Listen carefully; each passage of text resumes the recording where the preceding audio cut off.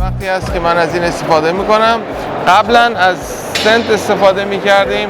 خب استنت هم بد نیست، ولی خب یه سری معایب داره. اولیش اینه که خوب نمیتونن باش غذا بخورن، یعنی موقع غذا خوردن باید در بیارن و مشکل اصلی همینه که موقع غذا خوردن اولین تماسی که غذا پیدا میکنه با سقف دهان باعث سوزش و درد میشه، ولی با این میتونن غذا بخورن. درست کردنش خیلی راحته، در عرض چند دقیقه میتونید به دستیارتون یاد بدید که این رو آماده بکنه و واقعا تا یک هفته بعدم که میاد میبینید هیچ نه تغییر شکلی پیدا کرده نه تغییر رنگ داده و بیماران به راحتی اگر بهشون بگین که اینو یک هفته اونجا میتونین نگه داری و در نیاری واقعا کامفورتبل هستن و در نخواهند آورد.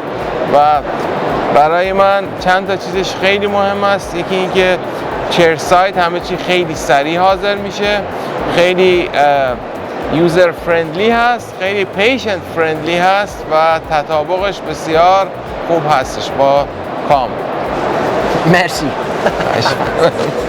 Thank you.